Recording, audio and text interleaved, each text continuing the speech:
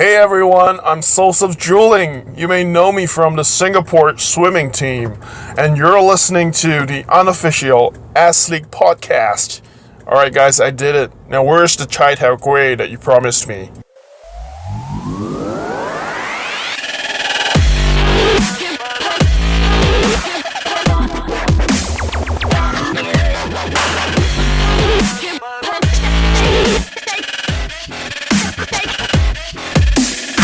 Hi everyone, welcome to this special edition of the podcast. Today I have with me a very special guest, Mr. James Lim, who is running as an independent candidate for the upcoming FAS elections. Welcome to the show, James. Yes, hi, good evening everybody.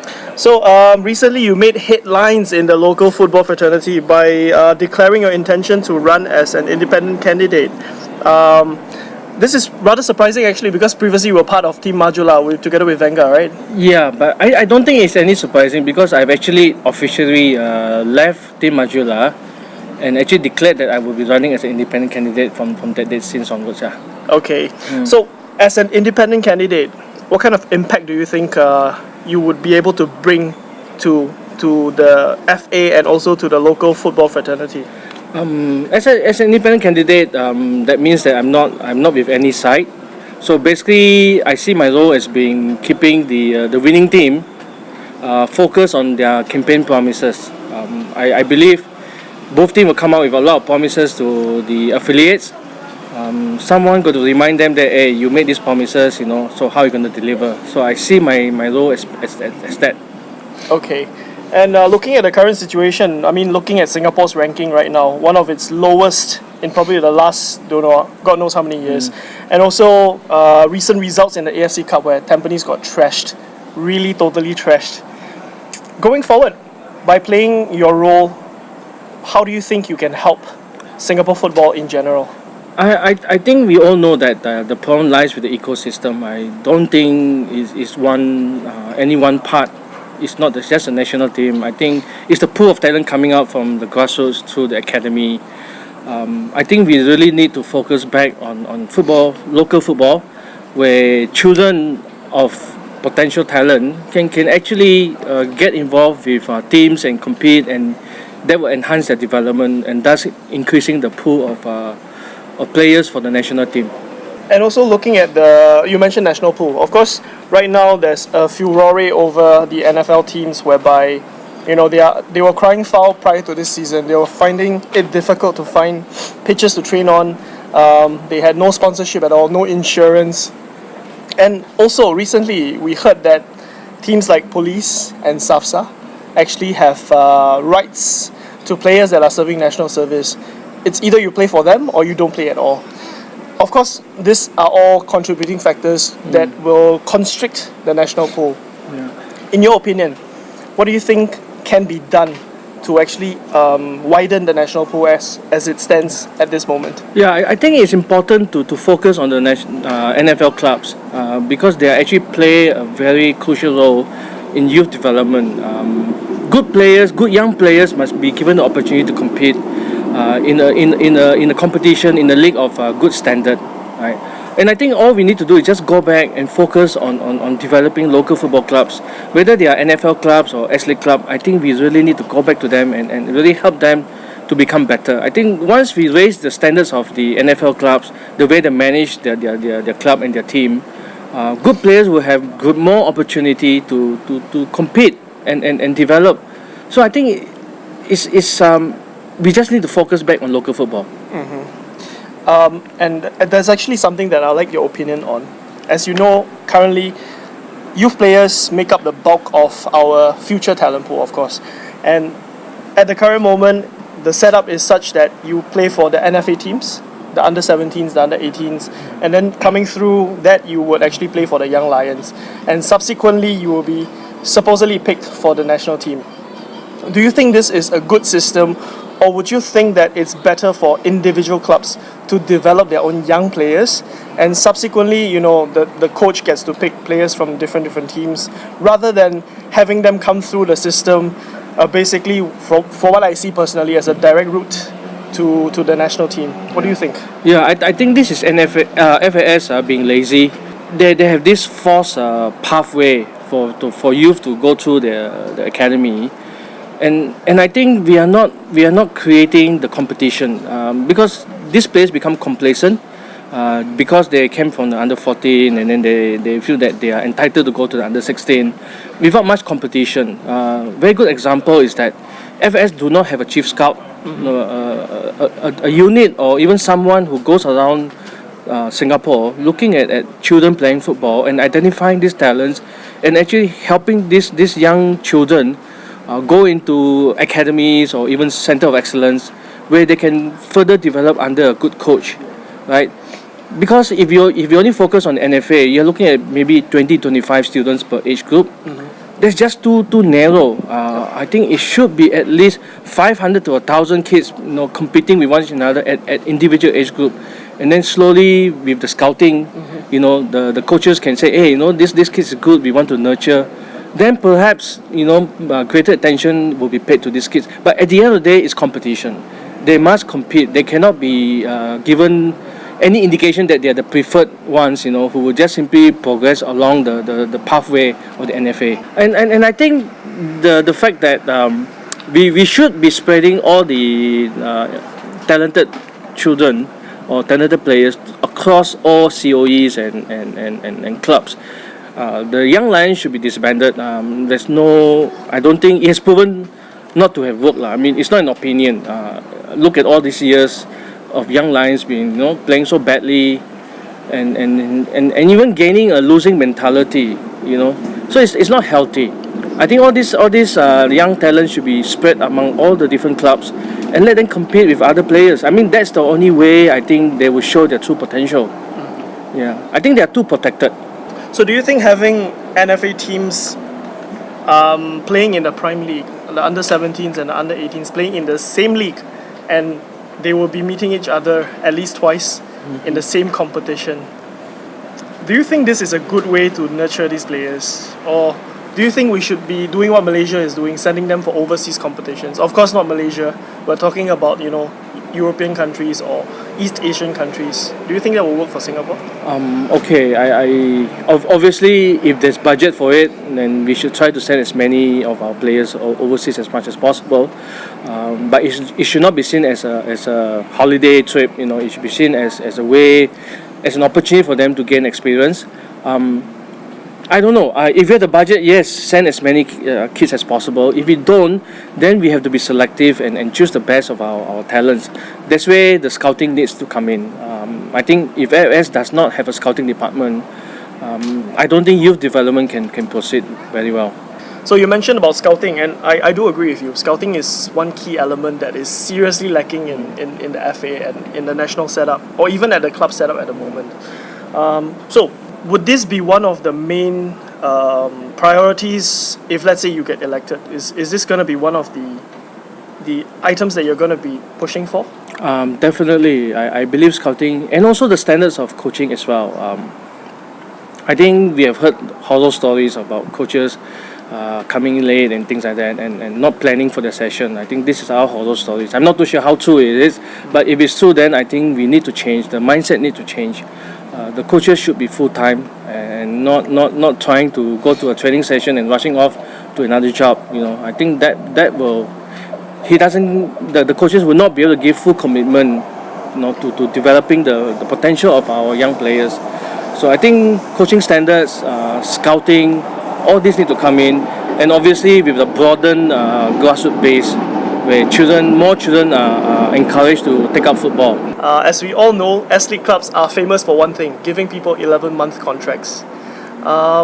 What is your take on this? Do you think that in order for players to perform better, do you think they should be given longer contracts, or is the current system working for FAS? Yeah, I think the 11-month contract, I think that bonds out of the lack of budget, and people trying to be smart. Look at Tampines, they even talk about keeping 20% or 50% of the wages and then giving them out only at the end of the year. I'm not too sure whether that's legal, but I think that's not right. And who in his right mind would take a 11-month contract in a career that could potentially, they get injured and then they will lose out on next year. So there's a lot of insecurity. So what will happen is that, players may not be so committed, they may not go full out, in case they get injured. And they have only 11-month contract. I mean, I do not know. Who gives out 11-month contract these days? I'm not very sure. Okay. I'd like to add that, with regards to the 11-month contract, I think the clubs should not be totally blamed for this situation. I think FAS need to look at the way they budget for the S.League, It should not be on a year-to-year basis. I think clubs should know in advance for at least like 2-3 years that this is the budget that they're going to have, right? So that they can plan. Imagine that if they are not even sure of what budget going to get from FAS, how could they commit to the players on more than a year budget? I don't understand. Nobody can commit. No club can commit to the players if they do not know what's next year's budget, right? So there's one area. So I think players should be given a longer contract, but at the same time that I think FAS has a responsibility to help the clubs to be able to deliver that.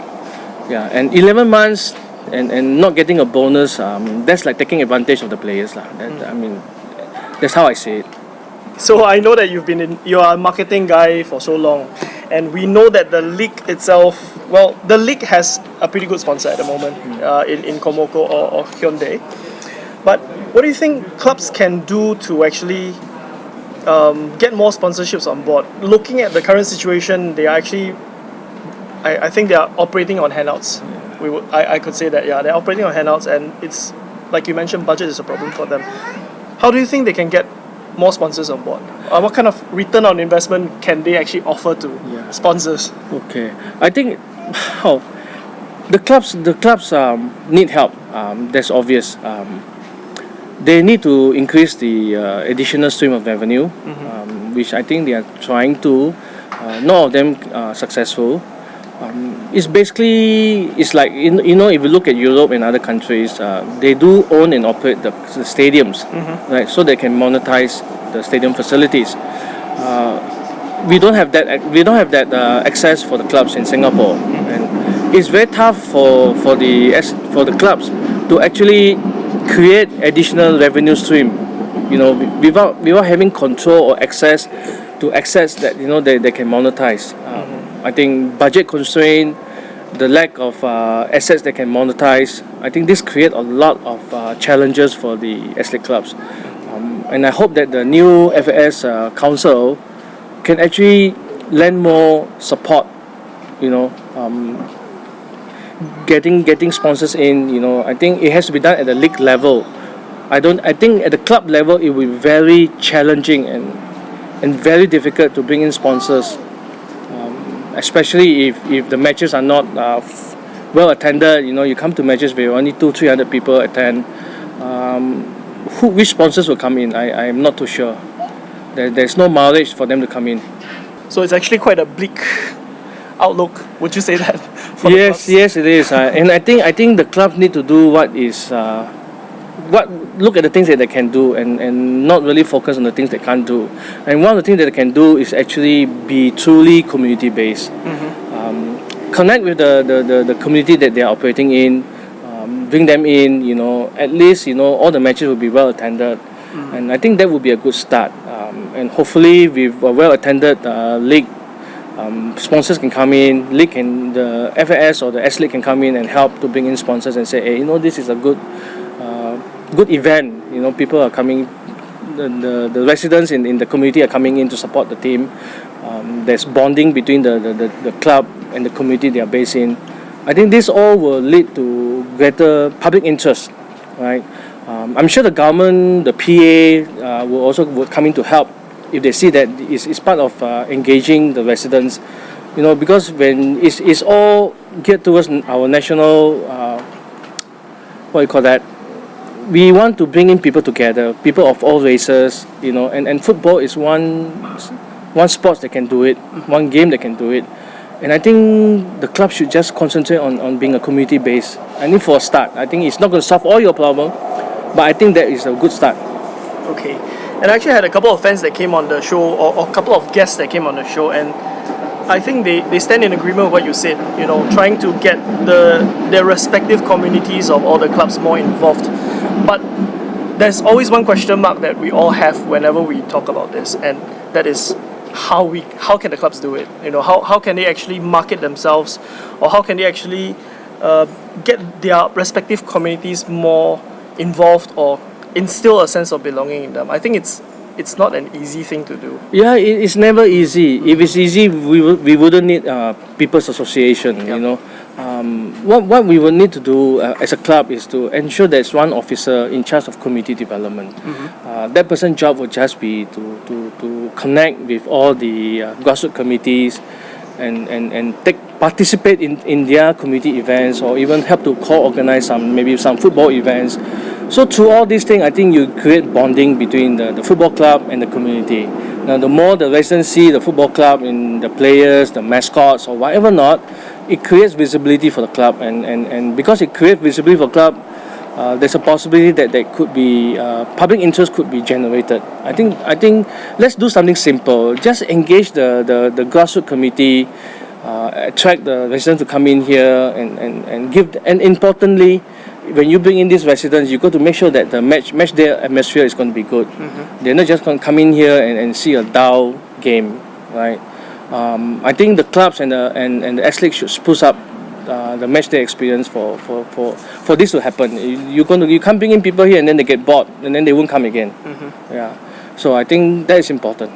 Okay, and how do you think they can improve the match day experience? I mean, based on your experience, because I know you travel overseas to watch clubs in Europe. I think how do they do it? The most obvious is to have a lot of singing and chanting and flags and colors. A lot of banners and flags everywhere. I mean, you just got to get people to come in here, create their own flags, wave their flags. And especially jerseys are very important. I think most of us find it difficult to get our club jersey. A few years back, when we were talking about Woodlands Wellington, it was really tough to get hold of a Woodlands Wellington jersey. We have to make special order, and we have to beg. It's got to the extent we are paying, we're not asking for free, and yet we still can't get it. Right. So I think merchandising is also important. I think S.League should look into it as well. It's not just about the business, but it's also about the identity. I think merchandising creates identity for the clubs, besides just the monetary part. Yeah, so I think it's important. I think there are so many things that we need to do. I really don't know where to start. I mean, if I ever get into the council, there are so many areas that we need to look into. There are so many things that we should start. I think we can start simple.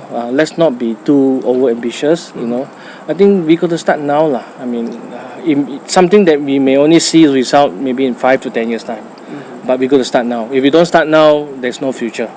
I remember back when the league started in '96, I was in secondary school, and how I got to be so affiliated with Woodlands was because I remember that there was this magazine called Goal, which focused, actually a part of it was on the English Premier League, of course, but there was also a very big portion of it that was dedicated to local football. And I remember the very first edition on the S.League that came out, they actually had a map, and on this map, basically it's a Singapore map, and they actually highlighted all the stadiums in various towns where the teams would be playing, and in every stadium they actually highlighted the star players of each team. Of course, I would say a lot of these players came from the Malaysia League. Of course, Singapore team at that time, Singapore FA was playing in Malaysia. They were very successful. So when they split these players to all the different stadiums, it actually created a lot of buzz. And they got a lot of Malaysia League stars, and they even got like Iranian players, who went on to play in the World Cup later. And by reading that as a young boy, it got me very interested in the league. Of course, today goal doesn't exist anymore. I think with the advancement of all this traditional media, it has already gone into online media. So that is one part that probably we can't go back to that. But there was another distinctive thing that I remember when I came to Woodlands Stadium to watch the game here, and that was the S.League truck. There was a truck going around selling merchandise from different clubs, which means that you can actually buy, example, Police FC merchandise while you're watching a Woodlands and Geylang game.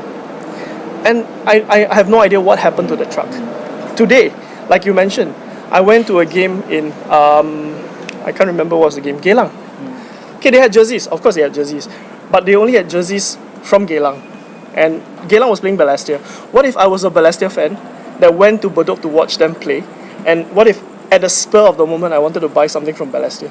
I couldn't get it. And even in Balestier, even in Toa Payoh Stadium, when I went there to watch a Prime League game, there was no shop. So I believe probably it's not viable to open a shop 7 days a week. But do you think it's good if clubs can have a small merchandise shop that opens, probably not every day, but certain days of the week and certain hours of the days that they are open? Would that be helpful? Yeah, I think this will definitely be helpful. As I said again, all this merchandising creates identity, and I think having an identity makes it all like we are all in it together. For a particular group of supporters. But I think realizing that the economy of scale, given that we are now not having a very well attended football matches, it may even be given hardship to the clubs if this initiative is to be their responsibility. I think for a start, I think the S.League should take up this initiative to create a S.League merchandising unit, where they will help to distribute merchandises for all various clubs. And obviously the bigger ones like perhaps Albirex or Tampines, those clubs that have a big fan base, then perhaps they can do it on their own. But I think generally speaking, I think all the other clubs need help. I think the new council should look into this, help to get the initiative going, and then keep it for a few years. It has to be, we have to sustain, because if you don't sustain, you do it 1 year, next year you don't do. Like a lot of things that we do in Singapore football, we organize one tournament and the next series is not going to happen. And people look for, like Lion City Cup. I mean, it should be a regular thing that kids look forward to representing the country. And I think this is very crucial. A lot of things that S.League need to do. I'm not sure whether FAS should be looking after S.League. They may not have the management capability to run a league, because they are basically authorities, looking after regulations and things like that. I think to have a vibrant S.League, it cannot be managed by FAS. I think it has to be privatized. Yeah, I think the word privatized sends a lot of different signals to different people. It's not just about money. I think it's also about management capability. Talking about the initiative, I think S.League should not be under FAS. I think it has to be managed by a different party. Not too sure if it's. I think privatization to me means that you will bring in different management people to organize the S.League. FAS does not have this ability to do so. That's basically sad. I think the decline of the S.League has a lot to do with FAS not doing their job. So regarding about privatization, I think this is something that a couple of guests that came on the show, they did mention this word as well. What do you think are the steps? Of course, we can't do it overnight. What are the steps that we need to set in motion in order for the league to be privatized? I think, to me, it's quite pretty straightforward. You need to identify investors, and these investors also will have to do their own research and development to see. To get a feasible, a viable model for a professional league in Singapore. At least for the first few years, I think FAS or even Todd Board will have no choice but to support such an investor to come in. Perhaps they could use the annual grant that they are giving to all the S.League clubs. Perhaps this grant should be given to S.League. FAS can come in as a partner, as a joint venture partner with a private investor, at least for the first few years, and then with the aim that the joint venture will return the money to FAS, after 5 years or whatever that is. So the first 5 years will be just a joint venture where both parties will put in the money to come up with a viable business model for the S.League, and then once they are stabilized, then FAS can exit from this joint venture and be a truly private venture. I think it's not possible now. So still on this topic of privatization, one thing that many fans would feel would be that clubs should own the stadiums. I don't think this is viable in Singapore, of course, but do you think that, probably what are the things that can be done in order for clubs to have more control over the stadium? Example, sometimes they want to play friendly games and they can't play it at night because they don't, probably there's some arrangement issue or something, but they have to play it in the daytime because floodlights are not on in the evening. Or, for example, they may want to do some training, but because the stadium is booked for other events from schools and they cannot do their training. I mean, these are just some of the small issues that have been going around for quite a while.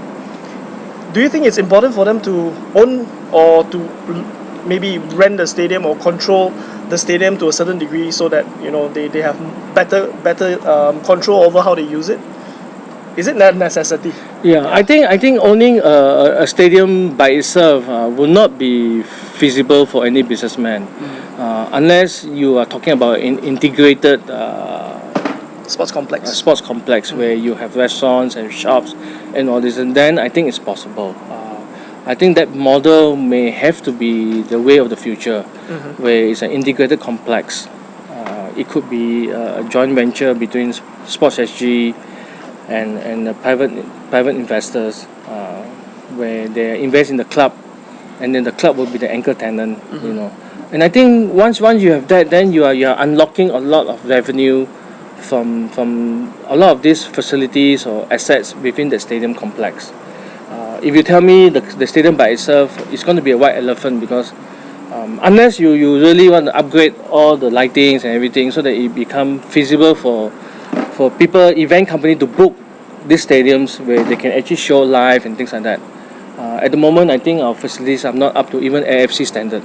Right, so I think it's just not going to work. I mean, if Sports SG do not invest and upgrade our stadium to AFC standards, football will never pick up. And still on the topic of stadiums, and this was something that I spoke with one of the guests offline. It wasn't recorded because he wasn't comfortable in, talking about it. Now, if you look at most stadiums in Singapore, there's a running track around the stadium. Yes. So sometimes you are really far away from the action, of course, and when the teams are playing, you don't feel like you don't feel the atmosphere because you're sitting so far away. And even when people are shouting on the opposite stands, the sound is dissipated because everybody's sitting so far away from each other. So this is a wild idea that he had, because he's also watching basketball. And in the sports hub, what the slingers are doing is, whenever they have a basketball game, they pull the stands in. It's a portable stand, and it goes really close to the court, where you have the action. You're so close to the action, and you really enjoy yourself when you watch the game.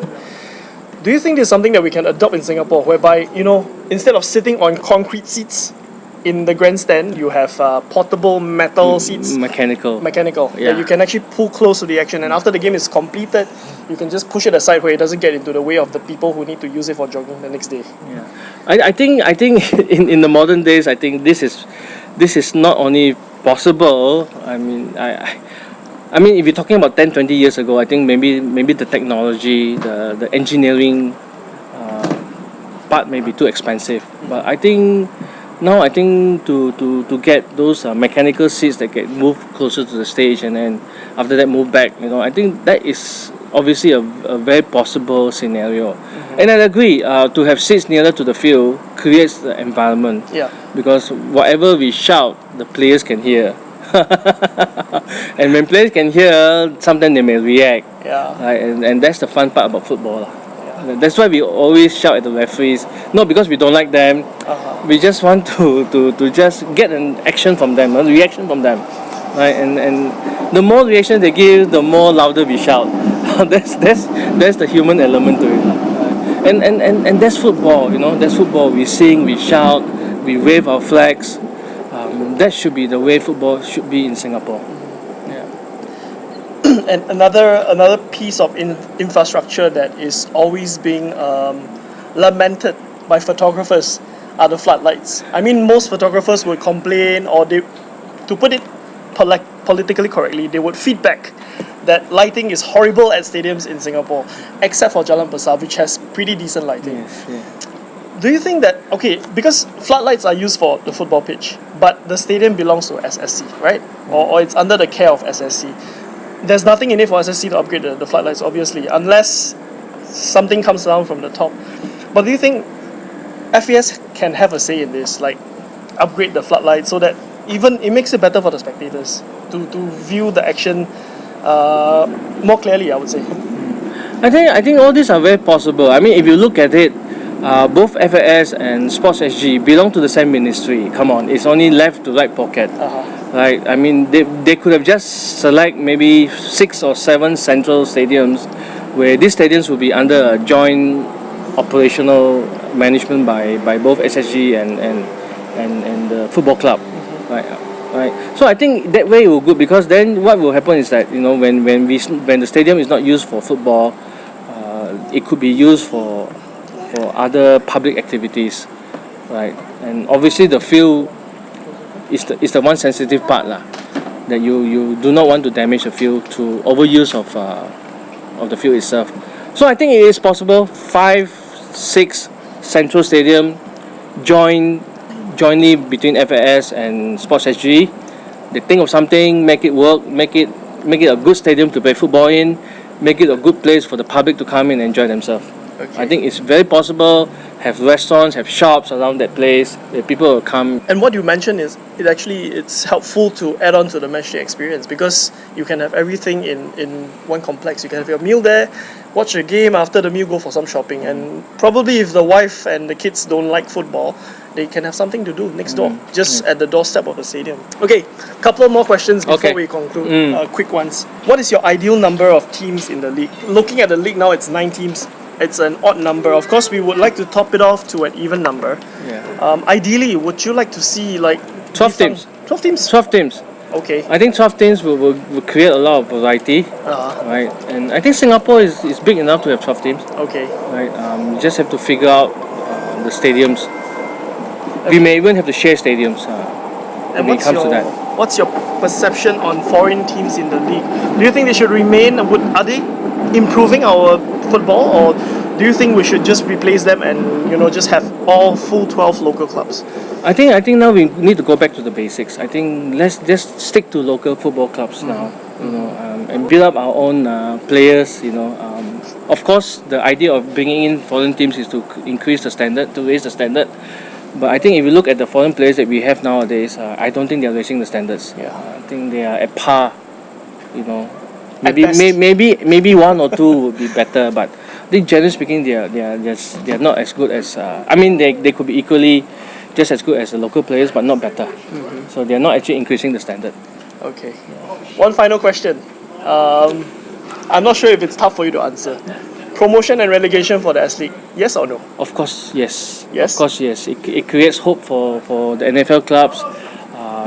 It makes S.League club less complacent, so that there's a consequence of them being the worst in the league. Because right now, being the worst in the league doesn't mean anything to them. They will still be back next year. Yep. So there's no motivation to increase the standard. And there's always this question about, if an NFL team gets promoted and it comes into the S.League, financially, this is what people are saying. Financially, they may not be able to run the club effectively. The other thing is, of course, the levels of fitness, which I think something can be done about it. I mean, if players get promoted to the S.League, it gives them an incentive to make themselves fit and to change from what they're doing part-time. They're playing football part-time, of course, and then they have a full-time job. There should be some form of incentive given by... Oh, definitely. I think it's not fair to compare the NFL club to the S-League, because one get a $900,000 or $800,000 grant, the other get nothing. Yep. Right. I think more assistance should be given to the NFL clubs to build themselves up. I think it will not be overnight. I think it will take a few years, but I think some seed money should be given to them. To let them grow themselves. Let them get better. And it's not going to be overnight. They can't address everything in 1 year. They will take probably 5 years, to become comparable to S.League clubs. Then when you have comparable standards, then the relegation and promotion will really work. Now I think it's very tough to expect a NFL club to match the standard of an S.League club within a year or 2. I think that will be a very tough challenge. Okay, I think that's all I have for you. I wish you the best of luck for the elections, of course, and hopefully if you do get elected, we can see some positive changes. What with all the negative light being painted on FAS at the moment, we really would like to see Singapore football move forward. Yeah. I think one message I like to leave everybody: let's be positive. I think let's not keep bringing up the past. I think what has passed is gone. I think we have to look to the future, and as a potential council member, I would wish that whoever wins, let's work together and chart the journey for better Singapore football. Okay, thank you very much, James. Thank you. Good night.